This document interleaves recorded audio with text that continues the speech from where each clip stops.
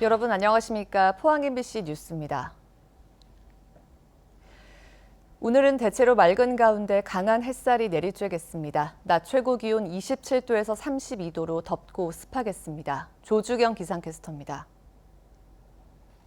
오늘은 하늘이 점차 개겠습니다. 맑은 가운데 습도가 높아 낮에는 푹푹 찌는 더위가 예상되는데요. 경주 32도, 포항과 영덕이 30도까지 오르겠습니다. 체감 더위는 더 높아서 수치로 보이는 더위보다 우리 몸은 더 덥게 느껴지겠습니다. 한편 자외선 지수도 무척 강하겠습니다. 우리 지역 자외선 지수 위험 단계까지 치솟겠습니다. 자외선 차단에도 각별히 신경 써주셔야겠습니다. 한편 장마전선은 잠시 남해상으로 물러나 있고요.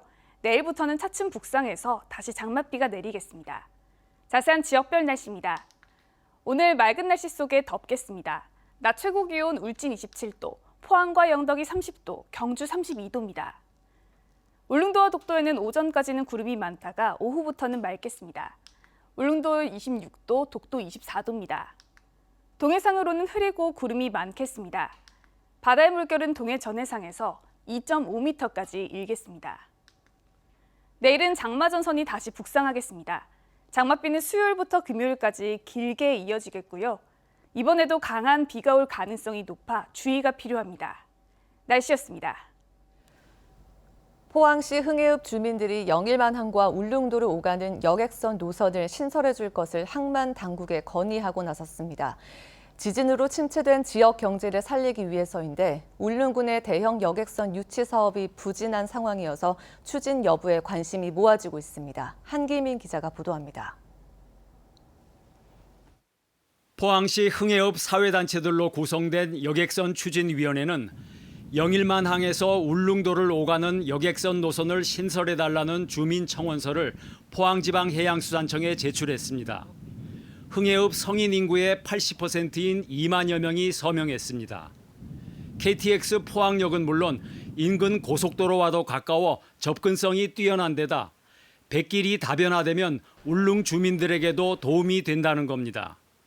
무엇보다 영일만항에도 여객선을 유치해 지진으로 침체된 흥해 지역 경제를 살려보겠다는 의도입니다.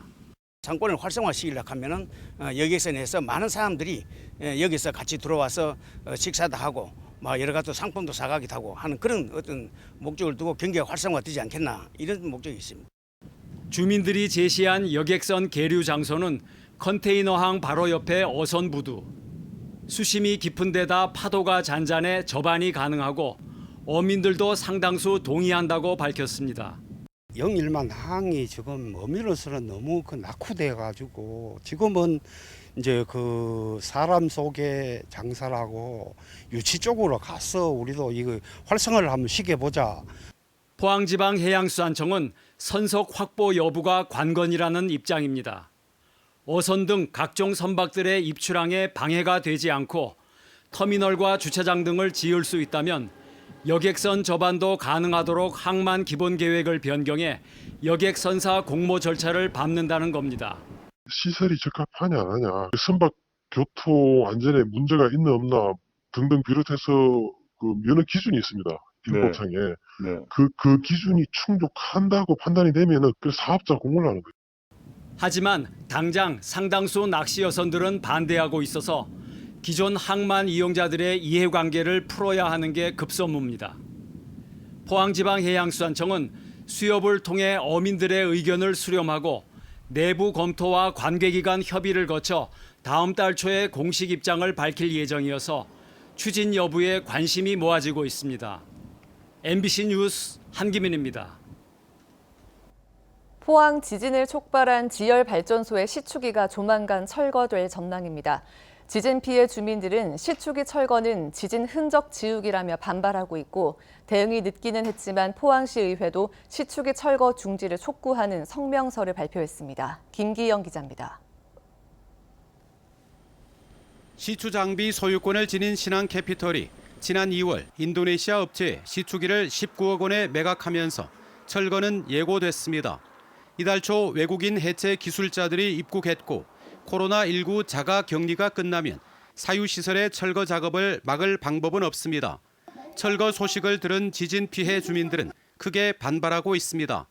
포항지진특별법에도 지진과 관계된 자료나 물건을 보존하도록 명시돼 있다면서 매각을 막지 못하면 포항시 의원들은 석고 대죄하라고 목소리를 높였습니다. 포항지진 원흉 시축이 헐값 매각 진실을 밝혀주시기 바랍니다.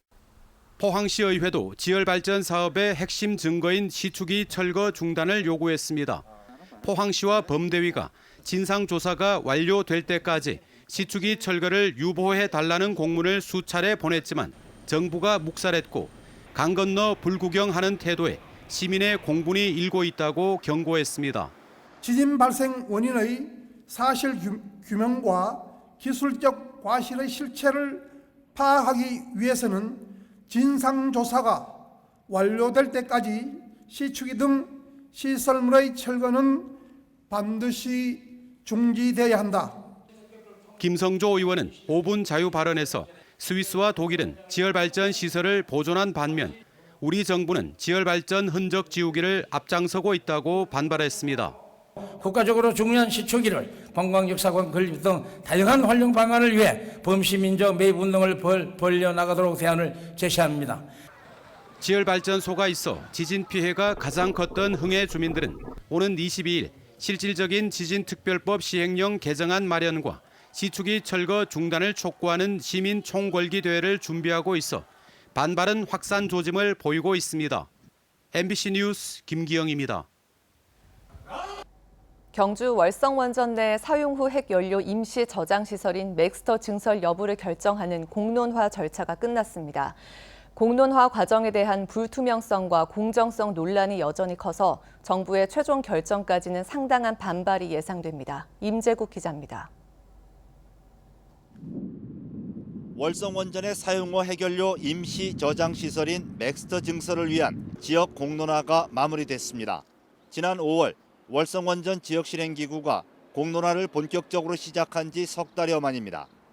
마지막 절차였던 종합토론회는 시민단체의 반발을 우려해 온라인을 활용한 원격 화상회의 방식으로 진행됐습니다. 시민단체와 원전 인근 주민들은 집회를 열고 시민참여단 모집부터 종합토론회까지 비공개로 진행된 공론화 자체를 수용할 수 없다고 주장했습니다.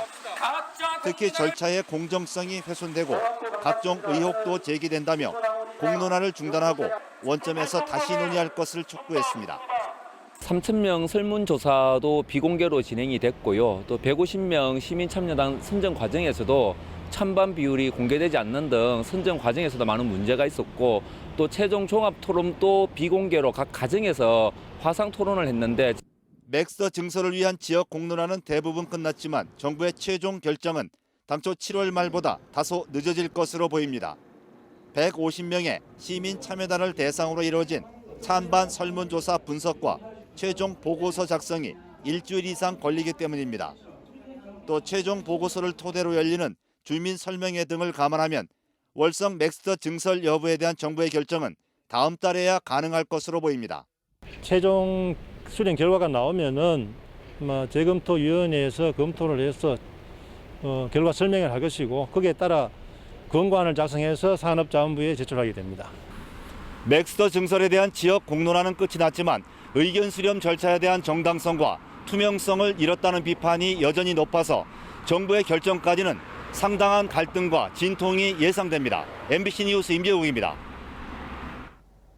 포항시의회가 어제 원포인트 임시회를 열어 마지막 남은 운영위원장을 선출하고 8대 후반기 의회 업무를 시작했습니다. 새 운영위원장에는 지난 4월 재선거를 통해 당선된 재선의 미래통합당 안병국 의원이 선출됐고 의장단 선거 과정에서 반발했던 민주당 의원들은 의장의 유감 표명과 교섭단체 구성 제안을 받아들였습니다. 한편 포항시의회는 포항 지진 진상조사가 끝날 때까지 지열발전소 시축일을 철거해서는 안 된다는 내용의 성명서를 채택했습니다. 대구지방검찰청 경주시 트라이애슬론팀 가혹행위 특별수사팀이 어제 경주시 체육회 사무실을 압수수색했습니다. 검찰은 시민단체의 고발 등에 따라 경주시 체육회를 압수수색하게 됐다고 밝혔는데 이달 초 시민단체 서민민생대책위원회는 고 최숙현 선수가 당한 가혹행위를 알고도 감독 등을 소홀히 했다며 경주시장과 경주시 체육회장, 경주경찰서장 등을 검찰에 고발했습니다. 오늘 오후에는 고 최숙현 선수 등을 폭행한 혐의 등을 받고 있는 경주시청 트라이애슬론팀 감독에 대한 영장실질 심사가 열릴 예정입니다. 한상혁 방송통신위원장 국회 청문회에서는 천문학적인 적자에 허덕이는 지상파 방송사를 어떻게 할 것인지가 쟁점이 됐습니다.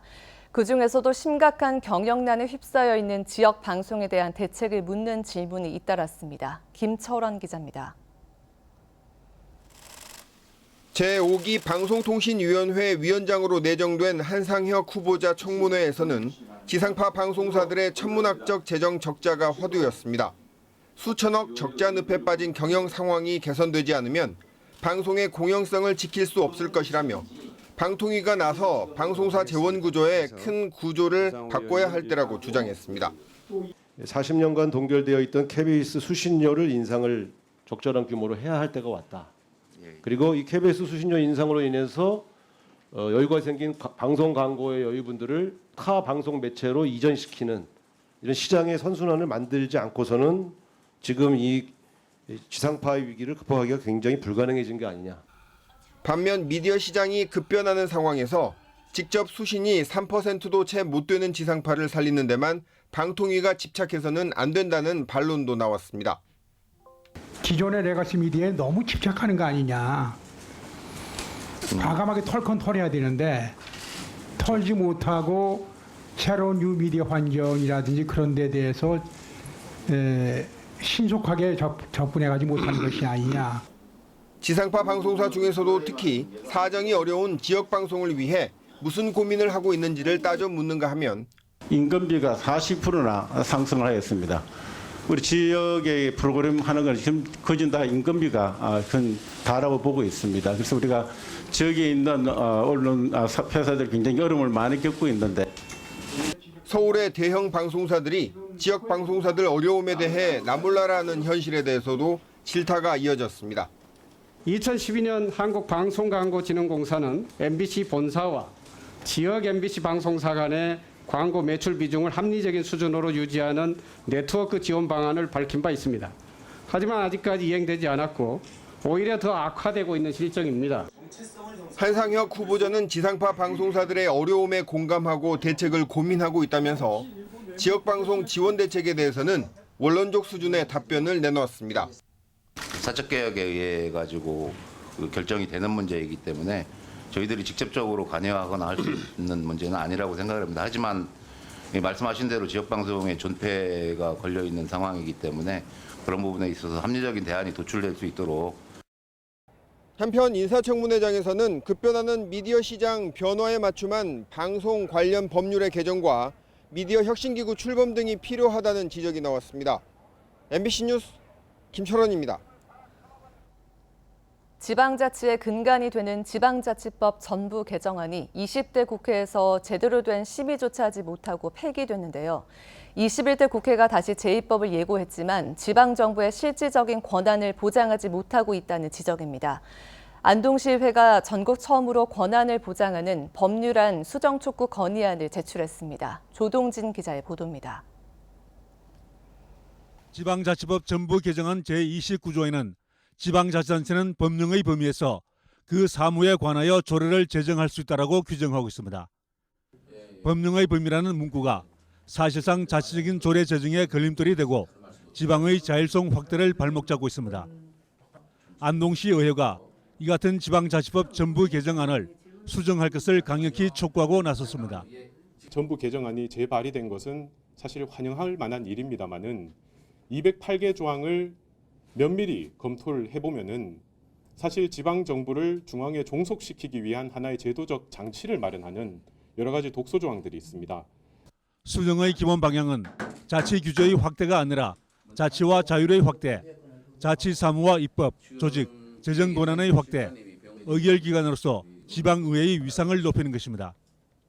구체적으로는 자치 입법과 의회 의결 권한을 제고하기 위해 주민의 권리 제한과 의무 부과, 벌칙 조항을 비롯해 과태료 규정, 지방의회의 의결권 행사 조항 등의 수정입니다. 또 지방의회 인사와 의정 활동의 자율성을 높이기 위한 각종 규정의 수정과 지방 분권 정책의 패러다임 전환을 위한 개정안 수정을 촉구하고 있습니다. 1949년 156개 조항으로 제정된 지방자치법은 1988년 175개 조항으로 전면 개정된 이후 30여 년간 이어져 왔습니다. 현 정부 들어서도 자치분권 실행 계획에 대해 제도적인 뒷받침이 이루어지지 못한 채 말의 성찬에 그치고 있습니다. 지방자치의 근간이자 정부의 지방분권에 대한 중요한 척도인 지방자치법이 지방의 실질적인 권한을 부여하는 방향으로 수정되기를 기대해 봅니다. MBC 뉴스 조동진입니다. 대구시가 어제 지정 조건을 위반한 대구 수산물 도매시장 시장 도매인과 산하 점포에 대한 행정 대집행에 나섰습니다. 집행 연기를 요구하는 상인들의 반발로 결국 진행을 하지는 못했지만 향후 물리적 충돌이 계속될 것으로 우려됩니다. 이상원 기자입니다. 2020년 7월 20일 현재 07시 지금부터 주 종합수산의 공지산 무단 정류에 대한 행위 대집행을 실시하겠습니다. 대구시가 대구 수산물 도매시장 시장 도매인 대구종합수산과 산하 점포에 각종 시설을 철거하는 행정 대집행을 통보하자 상인들은 점포 출입구 앞에 대형 화물 차량을 주차하고 생선 쓰레기를 투척하며 반발합니다. 시장을 상인에게 돌려주십시오. 간곡히 부탁드립니다. 시장 도매인인 대구종합수산은 공유재산 자릿세 징수 등 지정 조건을 위반해 지난 2018년 12월 대구시로부터 시장 도매인 재지정 불가 처분을 받았습니다. 하지만 처분을 취소해달라는 행정소송을 제기했다며 최종 결과가 나올 때까지 행정 대집행을 유예해 줄 것을 요청하고 있습니다. 9월경에 법원의 판결이 있을 걸로 예상이 됩니다. 그 결과에 승복하겠다는 뜻을 여러 번 대구시에 전달했음에도 대집행을 자행하는 것은 과연 누구를 위한 대집행인지. 그러나 대구시는 대구종합수산이 1년 넘게 소송을 핑계로 시간을 끌고 있다며 더 이상 미룰 수 없다는 입장입니다. 우리가 1년 4개월이나 기다려줬고 그 약속이 물거품이 되고 그래서 이제는 마냥 기다릴 수는 없어서 불가피하게 지금 행정 대집행을 하게 됐습니다. 대구시는 상인들과 대치한 지 8시간 만인 오후 3시쯤 행정 대집행을 미루고 일단 철수했습니다. 대구시는 향후 지속적으로 행정 대집행을 하겠다는 방침을 밝혀 대구시와 상인 간의 물리적 충돌 우려는 여전한 상황입니다. 대구시는 수산물 도매시장 운영 방식을 두고 각종 위법 논란이 끊이지 않아 이참에 잘못된 관행을 뿌리뽑을 생각이지만 상인들의 반발도 만만치 않아 갈등이 장기화될 우려도 커지고 있습니다. MBC 뉴스 이상원입니다. 포항공항에서 김포, 제주를 연결하는 항공기 운항이 재개됩니다. 저비용 항공사인 진에어는 오는 31일부터 포항, 김포 노선은 하루 1회, 제주 노선은 하루 2회 왕복 운항하기로 하고 어제 포항시청에서 경상북도, 포항시, 경주시와 포항공항 활성화를 위한 업무 협약을 체결했습니다. 어제 협약으로 경북도와 포항시는 재정 지원과 홍보에 적극 나서고 공항공사는 운항 지원과 착륙료 감면 혜택을 제공합니다. 한편 탑승률 저조와 코로나19 사태로 김포 노선은 지난해 10월, 제주 노선은 지난 2월부터 운항이 중지됐습니다.